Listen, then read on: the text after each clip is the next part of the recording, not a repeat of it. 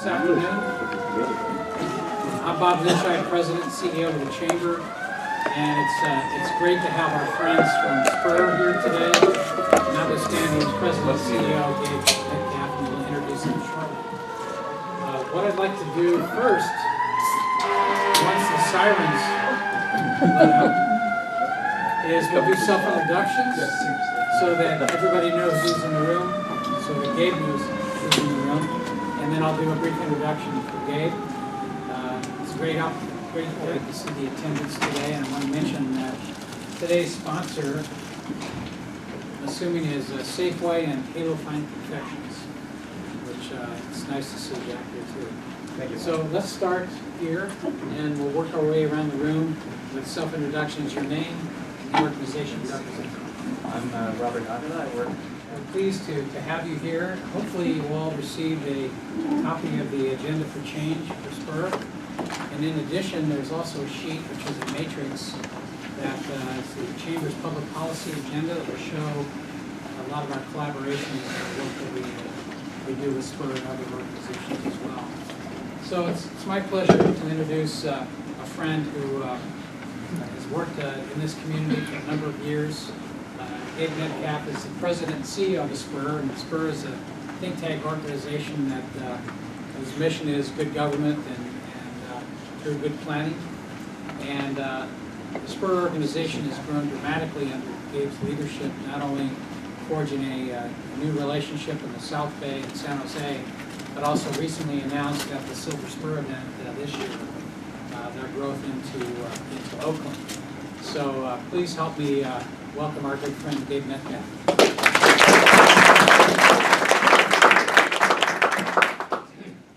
Thank you. Well, what a pleasure to be here. And can you hear me in the back? Yeah. Okay. Yes. If you can't, just raise a hand or whatever. Yeah. No, I can go. Well, I got tired of going to cocktail parties, and they'd say, "What do you do?" And I'd say, "I work for Spur," and everybody would say, "What's that?" So we wrote this to answer the question, "What is Spur?" And what it specifically is it tries to answer the question, what is it that you're trying to get done at Spur? That's what we tried to do. So it's sort of like a manifesto, and we sent it out last year, and it's sort of a summary of the big picture. So what I was going to do today is I'm going to spend a minute, for those of you who don't know, I'll tell you what Spur is, and then I'm going to kind of walk through item by item really quickly, lay out what we are focused on at Spur, and I'll move through this presentation very quickly and get into a discussion. Really pleased to be here. Of course, the Chamber is one of our biggest allies, and I'm going to go study this, public policy priorities, too. But I think it's fair to say, while we don't agree on everything, we agree on almost everything. And it's been, it's a good time in the city, right? It's a good time to get a lot of things done. And so we have some huge problems at the same time that are going to need us. So let's do that. Am I, just by the way, being videotaped, is this? All right, so we are located at the Urban Center down at 3rd and Mission, and basically the core of what we do is we figure out what to do about urban policy problems. So we run all these committees and task forces. Those result in reports on topics like climate change. This is how to regrow the middle class in the Bay Area. A report we put out last year on downtown San Jose. We also do events. Last year we did 250 panel discussions, tours. We do exhibits. This is from Unbuilt San Francisco. Right now we've got this great model of the planned development in downtown you guys can come and look at. We also advocate for change. This is my deputy director debating then board president Teskin. We do a lot of technical assistance, usually for public agencies. We rely very heavily on volunteers, including some of you, thank you, and have a membership. One of the big differences between Spur and the Chamber is that our membership is not just businesses, it's also, we have about 5,000 individual members. So we have business and individual both. And this is kind of going to be the structure of what I'll walk through now, but we organize our work into 7 program areas: regional planning, community planning, housing, transportation, economic development, sustainable development, and good government. And the Spur's agenda for change is organized into these areas, and that's what I'll walk through now. So we start with the regional lens. And boiling it down, what we are trying to do is concentrate growth inside existing cities. And what I've tried to do is for each of these areas, kind of boil it down to right now, this year, the next couple of years, what are we really working on? What are we really focused on inside each of these areas? The regional lens informs a lot for us. We are fortunate enough to live in a region that has a strong economy and is adding jobs. I think almost any region in the world would kill to be in our shoes in terms of the economic strength, but it creates a question, it creates a problem for us to solve, which is where does the growth go? Where do the jobs go? Where do the people go? There's a seat up here, Alex Clemens, if you want to. All right. Call it right in. And so we are this year, I don't know how many of you know this, but for the first time since 1970, the Bay Area adopted a regional plan last year called Plan Bay Area, mandated by state law. And the only thing is it's not binding. It's just for yucks. On the one hand, SB 375, Senate Bill 375, requires every region in California to have a regional plan. On the other hand, they weren't actually going to usurp local control over land use by doing what Oregon does or Washington does and making the regional growth plan binding on local zoning. So it is there. Implementation happens at the local level if cities feel like it. And so this is kind of a lens that we are using to look at a lot of the planning issues we face. So it's a big focus for us. Number 2, support the other 2 central cities of the Bay Area, San Jose and Oakland, to be successful. Within our regional program, this is our new effort. Oakland launched last week. And so we are really in the learning curve there. But we have, while San Francisco is the center, the historic center, the center of the transit network, we do have a multi-centered regional forum. And so we believe that on most issues, there is common ground between the 3 cities. And our hope is that we can begin to define somewhat of a shared urban agenda for the central cities of the Bay Area. And then finally, we think the single best place to concentrate regional growth is around the BART and Caltrain stations. And so we're doing a lot of work both with those transit operators and with the cities to make transit-oriented development happen. Okay, number 2, community planning. And here's the goal, if you really boil it down: to build great neighborhoods. Our priorities right now: get Trans Bay across the finish line, make the Central Soma plan turn out well, and start a new neighborhood plan. So those of you who have been following land use in San Francisco know we just finished, over the last 15 years, a kind of extraordinary round of neighborhood planning.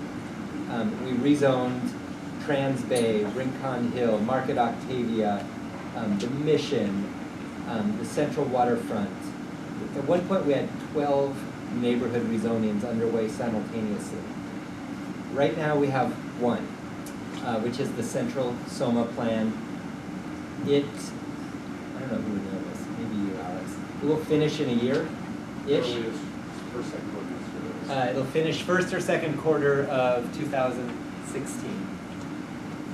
The Central Soma, I should have put in a map, but it's the area kind of between Mission and Caltrain in the south of Market. It's a pretty small area.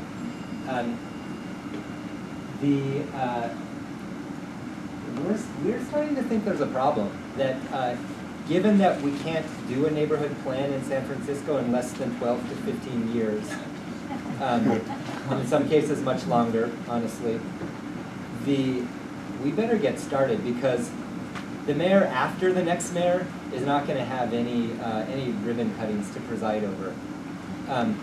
Willie Brown started the rezoning efforts that are allowing the building that we see around us today. About 75% of the development happening in the city is in one of the plan areas that was recently rezoned. If we don't start some new planning now, we will not have anything else opening up. So we're very focused on these kind of, Trans Bay, the rezoning was done, but it's got some trouble. We can talk about that if you want. This is the only one that's coming up, so it needs to turn out well. But then, where will the next neighborhood plan be? Okay, housing. So this is the talk on everyone's lips for the last many years. It is the biggest problem we're facing as a city, how expensive it is. I'm sorry, we're not good at math at Spur. No, actually we are really good at math. We're not good at PowerPoint formatting though. We have a lot of things we're doing in housing, but 5 strategies. Yeah, they're all number 1, they're tied. This year, we want to try to pass another affordable housing measure. Might be a bond, might be something else.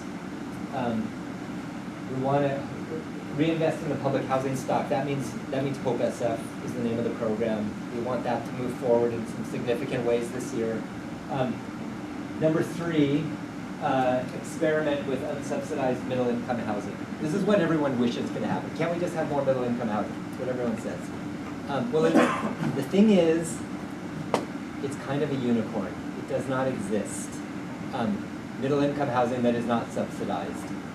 Any ideas on how to create unsubsidized middle-income housing are just that. They are ideas. They're theories people have. There is no program that can be ramped up that we know will work.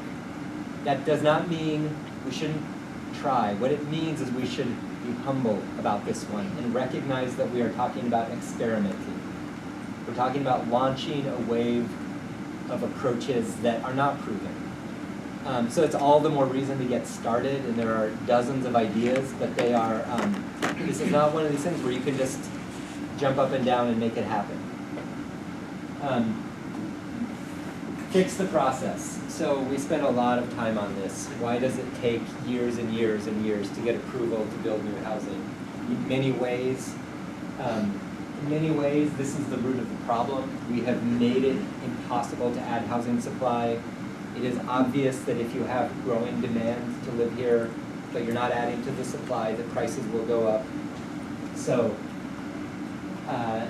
this is kind of wonky, kind of boring. This turns into 50 little micro changes that together would add up to something. And then finally, upzone.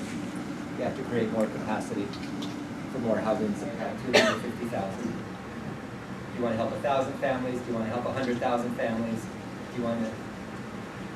How many families do you want to help? And then that's the number. That's how much subsidy we have to come up with. We spend more in San Francisco per capita than any other city in America, so it's something to be really proud of. We could do more. We're a very wealthy city. The reality is most of the people who need the help will never get an affordable unit. So we have to also fix the housing market. That's our premise. Okay, number 4, transportation. give people better ways to get where they need to go. Oh, sorry about the numbering. These are all number one. We have a lot of priorities. So we had a big victory in November. We passed a GO bond for transportation. That's part of a 3-part plan. The other 2 parts are a local vehicle license fee and an additional local half-cent sales tax for transportation. That's the mayor's plan. We are supportive. Much more important, frankly, than the GO bond. Those 2 measures will bring in more money. Number 2, extend Caltrain to the Transbay Terminal and electrify it. That's not going to happen this year, but we need to make some decisions about it this year. This is, in our opinion, the top transit capital project in the Bay Area. It will cement it's just for the kind of Silicon Valley corridor of Santa Clara, San Mateo, San Francisco counties. It will really, really make it possible to get people out of their cars when we get this last bit done, which is very important. We're going to come out with a big proposal in about 2 months to help make the 27 different transit operators in the Bay Area function more like one integrated system from the customer's perspective. It's one of the big barriers of why people who currently don't ride transit, what we'd have to overcome to get them to start riding transit. Most people in the Bay Area do not know the name of their transit operator. They're mostly very small. And so we have a very tough brand awareness problem here and legibility problem because there are so many transit operators. So potentially a big win there. Better Market Street. A decision should be made this year about which option. Very important. Many, not most of the Muni lines, many if not most of the bicycle lanes funnel onto Market Street. They're working on a plan. The funding is basically available because of the GO bond. We'll have huge benefits across the entire city. Complete the bike network. Begin work on the next part 2. Finally, some serious discussion about that. I know I'm going through this really fast. I'm kind of just trying to sketch out the canvas, and then we can come back and talk about it. So economic development. Lay the foundations of economic prosperity for everyone. All right, this year, figure out what we're doing about the profit growth cap. Reinvent the workforce system, and last, don't do anything stupid. What do I mean by that? We are creating jobs. We're the top city in the country last year for our job creation. We did a lot of things right that some of them over many years. We made decisions back in the early 70s to embrace a compact, walkable downtown. We got BART built. We adopted the Transit First policy. We did all of those things decades ago that took a while to play out. We now have arguably the best downtown in America. It is walkable. You know, you can get to lunch with all these people without having to take your car out of the garage, right? It's that just sort of functionality of the physical planning. During the recession, we got rid of one of the biggest problems that has been with us for a long time. We got rid of the payroll tax. We've just done all these things right. We also got super lucky. Silicon Valley saved our bacon. And the question is, this last one, I think a lot about this, about all the various ways we could mess it up. And so I think that's one thing that the chamber needs to really keep its eye out for. This workforce system is harder. But here's sort of the idea. We have the luxury of being in a region with a lot of jobs. Very different from if we were in Kansas City, or Detroit, or many, many parts of the country. But there's still poverty. So the problem is, how do you connect more people to the economy? So it's about upskilling, and it's about helping people have better networks of relationships to get jobs. it's much more about focusing on the human capital side, because in some ways, we have the luxury of taking for granted that the jobs exist. So the problem should be more solvable here than it is in a place like Kansas City or Detroit. I think the building trades is a really interesting example of something that's working the right way. They have this apprentice system, and it means something. If you're a journeyman carpenter, the contractors know what that means. They know what skills you have. They're happy to hire you. We need to kind of invent that same model for a lot of other professions, where there's a ladder of advancement that is available for working class people, that they can get skills and get better jobs. So a lot of work going on this. We already spent tens of millions of dollars on this, but it's not working as well as it could. All right, sustainable development, reduce our ecological footprint and prepare for climate change.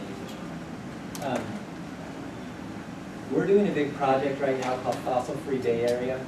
We're going to try to come up with a roadmap for how the 9 counties could function without using fossil fuels. We believe that given our wealth, given our education levels, if we can't do it here, can't do it anywhere. So we're going to try to figure out what that strategy would look like. We're doing a lot of work on sea level rise. The first big project for us was Ocean Beach. We did a big master plan on contract to the National Park Service. So guess what the lowest lying area of San Francisco is? Anybody know this? Mission Creek. Mission Bay.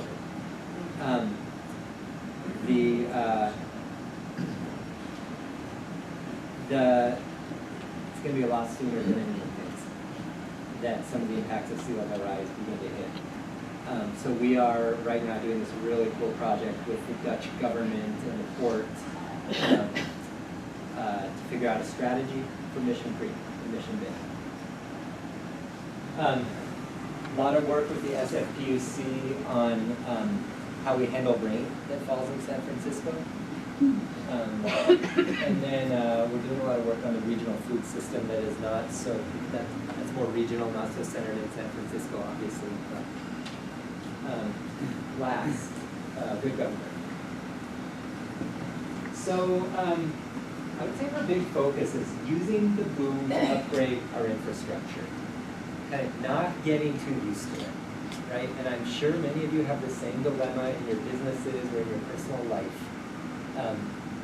We know this boom isn't going to last, because they never do, but can we use it?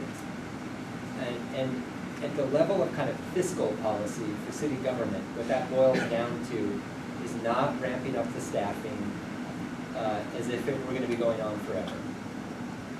Grabbing as much of that money as we can to actually physically upgrade our infrastructure. We are decades behind.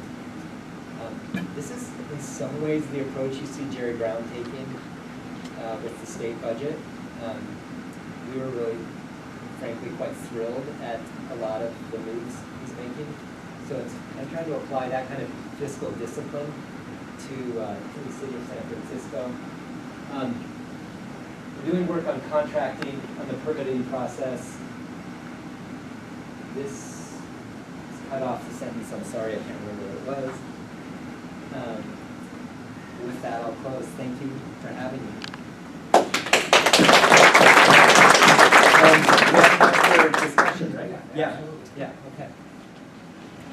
All right. Who first? Bring back the payroll tax. I see people talking about doing that. I think that would be probably the worst thing we could do. We could not, well, shooting ourselves in the foot. The big thing we're doing now is this Prop M growth cap. We are about to cause a massive, massive spike in rents.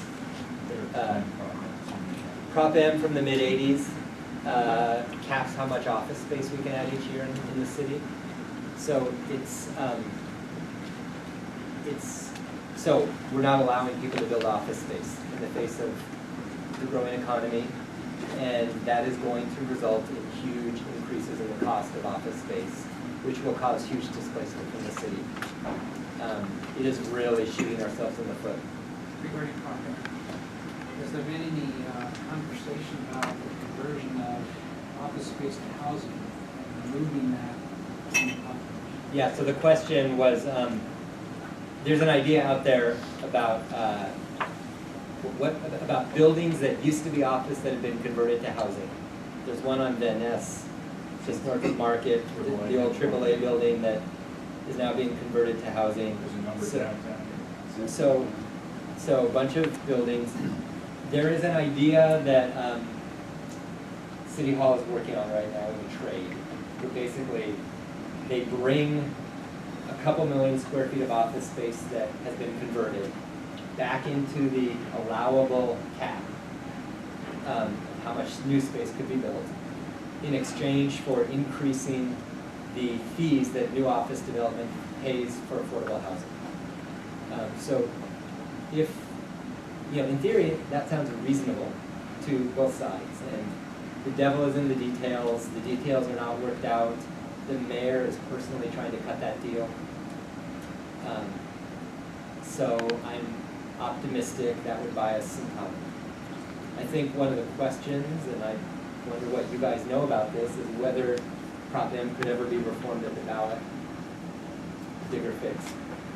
And I don't think we know the answer yet. All right. What else? We're a small city, 49 square miles or less, surrounded with water on three sides. You see those charts about rent and housing prices, and we're always above New York City. But that's because New York City is 8 million people spread around a bunch of boroughs with a very wide type of housing stock. There's 60% home ownership and we're 60% rent. It's like comparing Manhattan to San Francisco rather than all of New York City. Can we get to the point where we're looking at housing development and housing costs regionally? Because as long as San Francisco remains an attractive place for people to come and live and work, it's always going to be expensive because you can't build other than some infill high-rises. Yeah, it's a good point. Could you hear that in the back? Yeah. We really struggle with this, right? And we're planners, so we're making maps all the time and crunching the numbers on housing costs. And so what's the right geography to show when you compare? There's no one right answer. I would just say this: we know it's really expensive.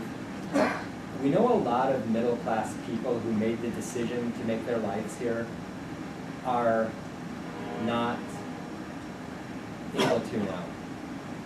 That they're having to make a decision to move somewhere else. So But the point in New York is, if you can't afford Manhattan, you're still living in New York City. Yeah, well, that's exactly what I was going to say. That's not the situation you're geographically. So this is our dilemma. The New York solution is you have good transit to cheaper housing. And it's not necessarily suburbs. It's good transit to walkable urban neighborhoods in the Bronx or in Newark or in Philadelphia. And it doesn't matter what state it's in, but you can be part of the New York economy.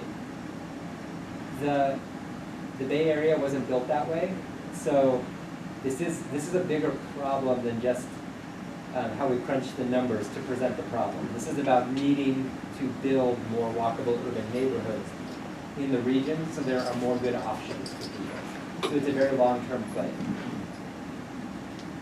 In the long run, though, Jim, that's our only hope. We have to build more of what people want. Does that play into your regional coordinating agency for the user of transit, where they're seeing one map that's really showing them our Caltrain and Uni and AC Transit? Yeah, so in New York, over 100 years, they merged and consolidated and amalgamated so that the New York MTA kind of owns and operates most of the transit. That might happen here and there in the Bay Area, but our theory is that we can kind of make it look that way and act that way, regardless of who owns the pieces of transit. I think that would help. It is part of the solution. A fare structure that recognizes zones. Yeah, a fair structure. You know, when we talk about a fair structure that doesn't penalize transfers, we're also talking about less operating revenue to the operators. So we probably have to fix the regional fare structure at the point of a new funding measure, like the next Bay Bridge toll, to help pay for it. But yes, very important. Yeah. Where would you like to see the new BART tunnel? Well, I'd like to see it go under Alex's house at Alameda. But not right in there, just next to it. It's premature. They are studying several alignments. I don't know the answer on the best one.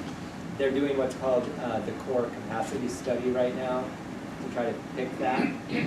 And in my professional life, I've never seen it be this real.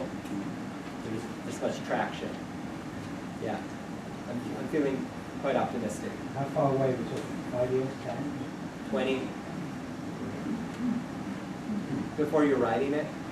Yeah, 20. I'd like to, I should say 10, because it sounds more relevant, but for being realistic, yeah. Yes, sir. Yeah, how much attention is being spent in the regional planning of transportation on the transfer points and the access to the head of the transportation, like BART? It seems to me that's where the inefficiency is built. Say, what do you mean? What's the head of the? Well, take for example, the station, you still got to get to the station. Here in San Francisco, you can walk to Muni, but you have to transfer to get from one part to another. Those two issues. The inefficiency of getting to work. Yeah, well, so there's this great irony. BART was really conceived of in the 1950s, but it didn't open until 1974.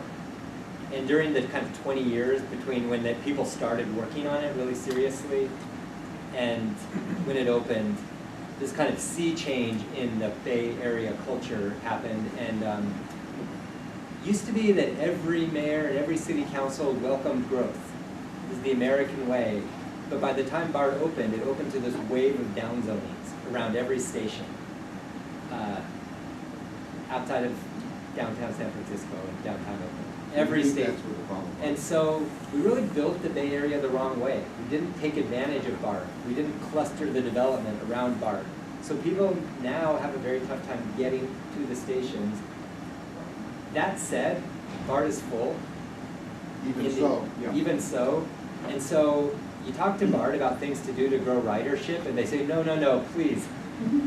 The next rider costs us $30 billion because we have to build a tube and everything. And so it's, they're actually, in spite of all the wrong land use decisions, we have to add capacity. Yeah, Ken? Gabe, in your pursuit of good government, has Spur ever considered reforming Prop J? Which J? Prop J, which is the proposition that restricts contracting out to the private sector by city Yes, government. many times. And we've never won. So basically, maybe now's the time. Prop J is the city ordinance governing the process of government contracting out. And our view is essentially that as long as workers are being treated fairly and being paid a good wage, we should be indifferent about whether they are on the payroll or whether you're hiring a firm to do it for you, and you should pick who's going to do the best job for the best price. And that view has not prevailed thus far. Yes, ma'am. Sometimes the development of walkable new housing that's for low-income people pushes the really poor people further out into the suburbs, creating a new phenomenon of urban or suburban poverty. Yes. Do you guys think about that? Yes, we worry about this a lot. You see this all over the country. There's this. So there's really been a change in metropolitan form, right? After World War II, every city, New York, San Francisco, it's international, London, lost population, decade after decade. But then, sometime in the mid-1970s, it reversed. First in New York and San Francisco, and then Boston, Washington, Seattle, and they all started gaining population again. So you have this reversal now where the people with more choice want to live in walkable urban neighborhoods. So in a competition, people with more money always win, right? And so the people with less money are now forced to the periphery. So this is the new urban form in America. Rich people in the middle, poor people at the edge. And yeah, you see, I mean, as white people, as white hipsters are displaced from the Mission and they go to Oakland, the African-American population has to go out to Vallejo and Stockton. And so it's very worrisome. Yeah. Well, when thinking about the regional plans, are you thinking about those peripheral areas and infrastructure? Yeah, I would say our plan A is that the places in the core with good transit and good infrastructure should accept more growth than they have thus far and allow more people to remain in the center. And so we're quite focused on that. We are not as an organization doing planning work in Martinez or Stockton. And I wish somebody was, because they do need it. Yeah. So yeah, as you advocate for building more density around transit and these more walkable neighborhoods, are you also advocating for more services for some of these neighborhoods? Because they, with more density, there's more people, and it creates, a need for more police or DPW services or even better signage to help people get around. Are you doing any of that, or is that really up to the individual neighborhoods like Union Square or downtown to be doing that? Yeah, it depends. It depends on where you're talking about. There are lots of neighborhoods where, and I'd say, Upper Market is a great example. Adding new housing, above ground floor retail, doesn't need more sewer capacity or more transit capacity because it's taking advantage of what's already there. A lot of the basic services of cops and firefighters, city revenue is going up because they're paying taxes, and so we can grow services. In other cases, I don't know, like there's a big development going on in India Basin now, 1,000 units being planned. And it's really more like a new neighborhood, more like a Mission Bay. And there you have to be much more intentional about adding schools or police stations. So it kind of depends. Yeah. Yeah, Bob. So how do you argue with somebody who would say, instead of building offices, shouldn't we build more housing in those sites? If the supply of land is limited and it's finite, I mean, I'm not saying that I believe that, but how do you actually deal with that argument? I think that's probably something that would come up to some of these anti-growth advocates who would say that we should be putting housing wherever we have available land. I think mostly we should be putting housing up. There's only one place where it really makes sense to maybe reserve for office, which is the areas right next to downtown. And I think basically I would say, yeah, I would concede the argument. Mostly our priority should be housing. But if we let the area right next to downtown go to residential, then we can never, ever, for all time, add jobs to the city. And so I would make an exception for there. There's just so many benefits to keeping downtown contiguous and walkable rather than letting jobs sprawl over the region. Yeah. I know you've been involved with Spur for a long time. I know. I've always been curious about that. You kind of have to tread kind of a fine line because you want to be relevant in working with all the parties. But once you start acting like you're Big Daddy knowing everything, then it kind of all, then it's like there's push back on that thing. So without giving out what your secret sauce is, how do you navigate that? Well, thank you. Come see me for a drink for the next question. well, no, let me just say, we are trying to be the big tent where a lot of different groups can come and be part of the conversation. And sometimes we live up to that better than others. We have and I was just going to say, we have a really diverse board. So it's got labor on it, it's got a lot of community groups, preservationists, and we're trying to be a place where a lot of different voices can be heard. And, sometimes that means we duck issues, right? Like that's part of the knowing when to weigh in and when not to. Yeah, Chambers struggles with the same. yeah, right, exactly. Yeah.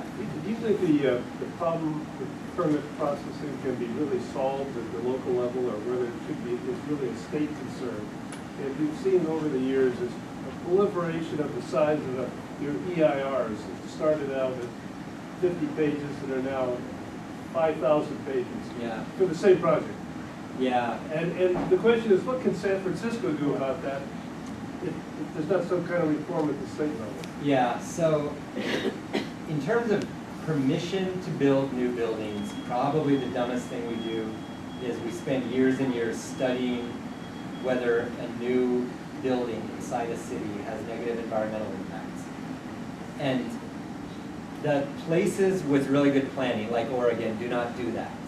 They have a law that says, as long as you're not building on farmland or on natural area, if you're building inside a city, that's good for the environment. So you should, that's where you should build. And where they have a lot of process is if you're gonna build on a green field. So California, because of the California Environmental Quality Act, kind of has that backwards. Now, that said, San Francisco is the worst in the state in terms of how it uses the California Environmental Quality Act. So we could make it 50% better on our own. I had some hopes that the governor might try to reform, it's called CEQA. When he was mayor of Oakland, he got a bill through the state legislature that exempted downtown Oakland from CEQA. So it's maybe the only time we're gonna have a governor who knows about this problem. It doesn't seem like that's where he's focused right now, but he's got a few more years, so maybe. We can't say that CEQA is the only permitting problem, but it's kind of the most glaring example. We created the problem ourselves, and the chamber, I think, needs to work with Spur and others because of the lack of permit by right.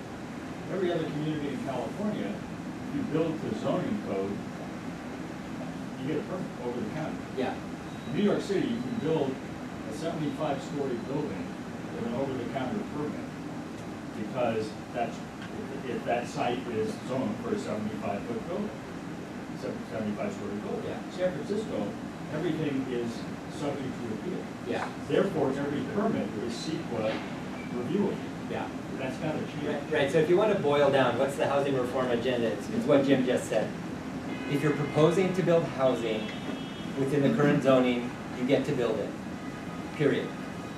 If you're proposing housing that does not fit within the current zoning, then you can have years of process and self-immolation and whatever. Like that's I think that, if you really boil it down, that's what we could do as a city to make housing cost less. But are people in this room who live, it doesn't have to be in San Francisco, just wherever you live, are you willing to give up the right to object to somebody building next door to you within allowable zone?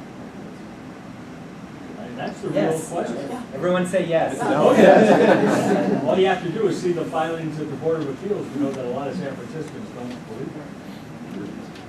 You guys, thank you very much. Dave